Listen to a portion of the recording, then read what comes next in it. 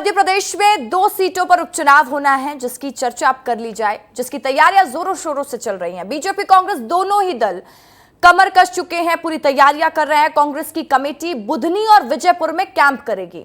BJP से भी CM doctor Mohan Yadav लगातार वहां के दौरे कर रहे हैं। बुधनी और विजयपुर में कांग्रेस के सामने प्रत्याशियों का चयन करना, जो कि सबसे बड़ी चुनौती है, क्योंकि ये दोनों ही सीट बीजेपी के लिए सेफ सीट मानी जाती है। उसके बाद कांग्रेस इस चुनौती को कैसे पूरा करती है, क्या स्ट्रैटेजी बनाएगी, रिपोर्ट में देख लीजिए।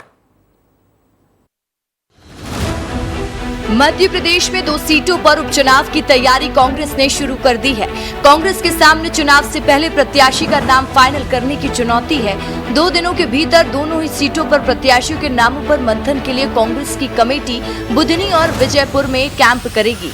स्थानीय लोगों से रायशुमारी के बाद ही एआईसीसी को रिपोर्ट दी जाएगी।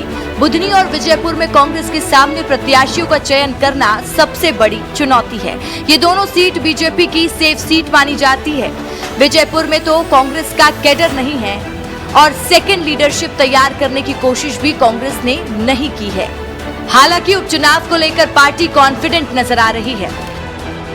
प्रदेश कांग्रेस कमेटी के अध्यक्ष माननीय जीतू पटवारी जी के नेतृत्व में विधानसभा के होने वाले उपचुनावों के लिए, चाहे वो बुधनी हो या विजयपुर हो, कमेटियां बन गई हैं और लोग जाके पर्यवेक्षण करेंगे। वहाँ के स्थानीय कार्यकर्ताओं से मुलाकात करेंगे। जतायु कैंडिडेट की जो सूची बनेगी, एक पैनल बनेगा, वो आके पीसीसी को सौंप दिया जाएगा। जीतू पटवारी जी के नेतृत्व में कांग्रेस बहुत मजबूती के साथ चुनाव लड़ेगी और हमें पूरा भरोसा है कि जनता परिवर्तन चाहती है और निश्चित रूप से कांग्रेस के दोनों कैंडिडेट बड़े अच्छी संख्या के साथ, मतों के साथ चुनाव जीतेंगे। 18 साल तक मध्य प्रदेश की सेवा करने के बाद शिवराज सिंह चौहान देश के कृषि मंत्री बन चुके हैं। विदिशा से सांसद बनने के बाद उन्होंने बुधनी विधानसभा से इस्तीफा दे दिया है। बुधनी का आखिर प्रत्याशी कौन होगा, ये फैसला शिवराज सिंह चौहान ने पार्टी हाईकमान पर छोड़ दिया है। कांग्रेस इस सीट पर पूर्व केंद्रीय मंत्री तक चुनाव में उतार चुकी है, लेकिन सिर्फ हार का ही मुंह देखना पड़ा। अब बुधनी से शिवराज सिंह चौहान की जगह दूसरे उम्मीदवार को बीजेपी उतारेगी। कांग्रेस को उम्मीद है कि ओबीसी दाव खेलकर शिवराज के गढ़ में कब्जा जमाया जा सकता है, लेकिन ये कांग्रेस के लिए काफी मुश्किल भरा उपचुनाव होने वाला है। इसके पीछे की वजह है कि भले ही शिवराज सिंह चौहान दिल्ली पहुंच गए हैं, लेकिन वे बुधनी की जनता के लिए अक्सर खड़े रहते हैं। ऐसे में शिवराज के गढ़ को भेदने के लिए कांग्रेस की क्या रणनीति रहेगी, इस पर बीजेपी की भी नजर रहेगी।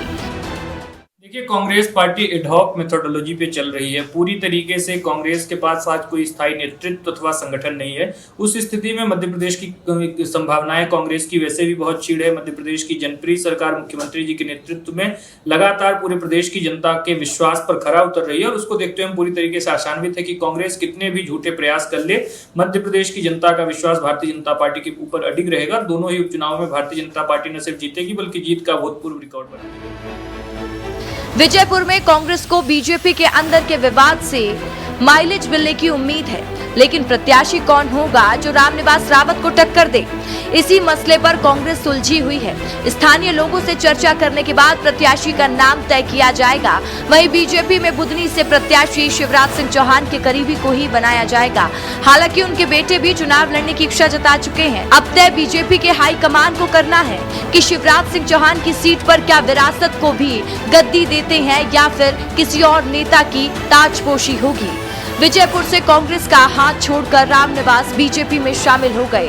अब कांग्रेस का कौन विजयपुर से जीत की संजीवनी दिलाएगा, इसी की पड़ताल में कांग्रेस की कमेटी तलाश में जुटी है। खैर, 2 उपचुनाव कांग्रेस और जीतू पटवारी के लिए फिर अग्नि परीक्षा की तरह है। विस्तार न्यूज के लिए संवाददाता विवेक पांडे की रिपोर्ट। तो बुधनी और विजयपुर में उपचुनाव होने वाले हैं, जिसकी तैयारियां भी जोरों शोरों से चल रही है। कांग्रेस को उम्मीद है कि ओबीसी दाव खेला जाएगा यहां पर, और दूसरी चीज ये शिवराज का गढ़ है, यानी कि बुधनी में कब्जा जमाया है बीजेपी ने ऑलरेडी।